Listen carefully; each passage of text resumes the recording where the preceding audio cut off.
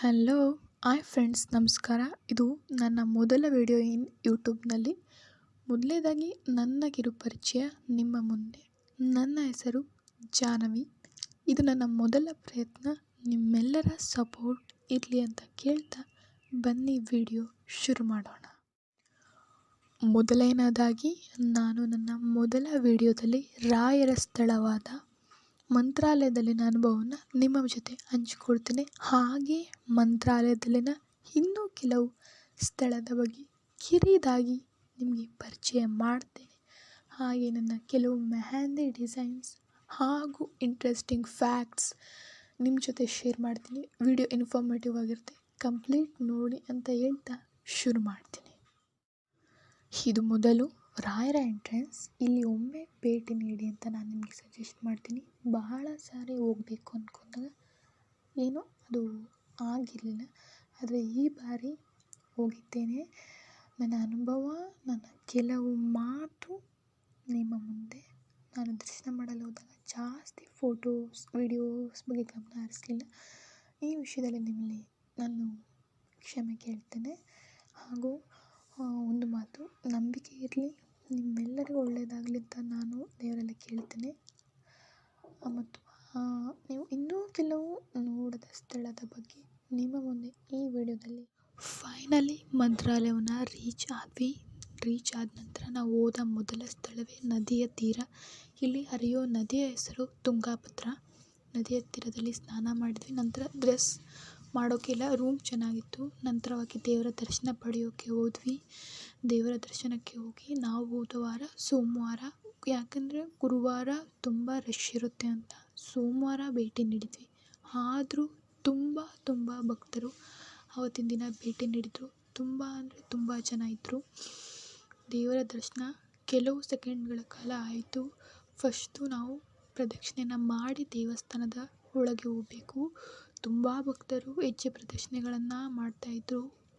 ಮತ್ತು ಅಲ್ಲಿ ತಲೆ ಕೂದಲು ತಗ್ಗಿಸೋ ಕಾರ್ಯಕ್ರಮ, ಎಲ್ಲ ಕಾರ್ಯಕ್ರಮ ಇತ್ತು. ನಂತರ 11 ಗಂಟೆಗೆ ಸರಿಯಾಗಿ ಪ್ರಸಾದ ವಿತರಣೆ ಇರುತ್ತೆ. ತಪ್ಪದೆ ಎಲ್ಲರೂ ಪ್ರಸಾದವನ್ನು ಸ್ವೀಕರಿಸಿ ದೇವರ ಕೃಪೆಗೆ ಪಾತ್ರರಾಗಿ ಅಂತ ನಿಮ್ಮಲ್ಲಿ ಕೇಳ್ತಾರೆ.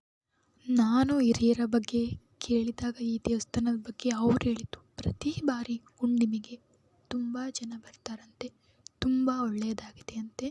ನನಗೂ ಕೂಡ ಒಳ್ಳೆಯ ಅನುಭವ ಆಯಿತು. ಆದಷ್ಟು ನಾನು ನಿಮ್ಗೆ ಹೇಳೋದೇನೆಂದರೆ, ಆದಷ್ಟು ಟೈಮ್ ಮಾಡಿಕೊಂಡು ಹುಣ್ಣಿಮೆಗೆ ದೇವಸ್ಥಾನಕ್ಕೆ ದರ್ಶನ ಪಡೆದು ಪುಣ್ಯವನ್ನು ಪಡೆಯಿರಿ ಅಂತ ಹೇಳ್ತಾನೆ. ರಾಯರ ದರ್ಶನ ಮಾಡಿಬಿಟ್ಟು ನಾವು ಪ್ರಸಾದವನ್ನು ಸ್ವೀಕಾರ ಮಾಡಿ ನಂತರ ನಾವು ಹೋಗಿದ್ದೆ ಅಭಯ ಆಂಜನೇಯ ದೇವಸ್ಥಾನಕ್ಕೆ. ನೀವೀಗ ನೋಡ್ತಾ ಇರ್ಬೋದು, ಇಷ್ಟು ಎತ್ತರವಾಗಿದೆ. ಈ ಆಂಜನೇಯನ ಹೆಸರು ಅಭಯ ಆಂಜನೇಯ. ಈಗ ನೋಡುತ್ತಿರುವ ಆಂಜನೇಯ ಸ್ವಾಮಿಯು ಬಂಡೆಯಲ್ಲಿ ಚಿತ್ರಣವನ್ನು ಮಾಡಿರ್ತಕ್ಕಂಥದ್ದು. ನೀವು ಈಗ ನೋಡುತ್ತಿರುವ ನದಿಯು ಅದು ಎಲ್ಲಿದೆ ಅಂದರೆ, ಇದು ರಾಯರು ವಿಶ್ರಾಂತಿ ತೆಗೆದುಕೊಳ್ಳಲು ಬರುತ್ತಿದ್ದ ಸ್ಥಾನವಂತೆ. ಇಲ್ಲಿ ರಾಯರು ವಿಶ್ರಾಂತಿಗಾಗಿ ನದಿಯ ತೀರದಲ್ಲಿ ಇರುವ ಒಂದು ಪುಟ್ಟ ಮನೆ ಇದೆ. ಇಲ್ಲಿ ಅವರು ವಿಶ್ರಾಂತಿಯನ್ನು ತೆಗೆದುಕೊಳ್ಳುತ್ತಿದ್ದರಂತೆ. ಬನ್ನಿ ಆ ಜಾಗವನ್ನು ತೋರಿಸ್ತೇನೆ. ಇದು ರಾಯರು ವಿಶ್ರಾಂತಿ ತೆಗೆದುಕೊಳ್ಳುತ್ತಿದ್ದ ಮನೆಯಂತೆ. ಇಲ್ಲಿ ನೀವು ನೋಡುತ್ತಿರುವ ಕಾಯಿನ್ಸ್, ಅಲ್ಲಿನ ಒಂದು ವಿಶೇಷತೆ ಇದೆ. ಆ ವಿಶೇಷತೆಯನ್ನು ನಿಮ್ಮ ಮುಂದೆ ನಾನು ಹಂಚಿಕೊಳ್ಳುತ್ತೇನೆ.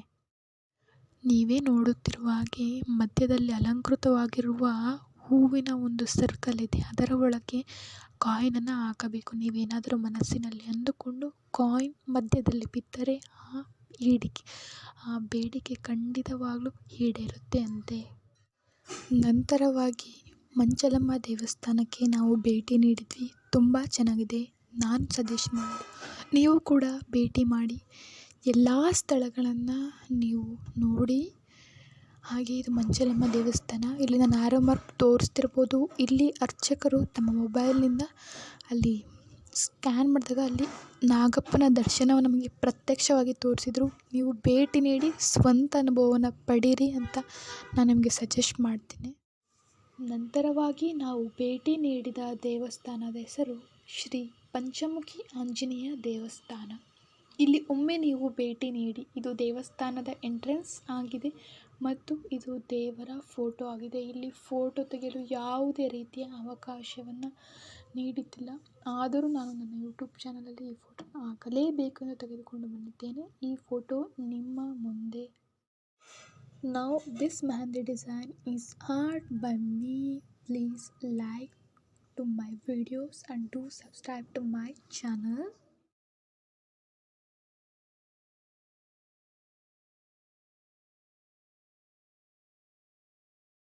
Now I reveal my secret for hair growth.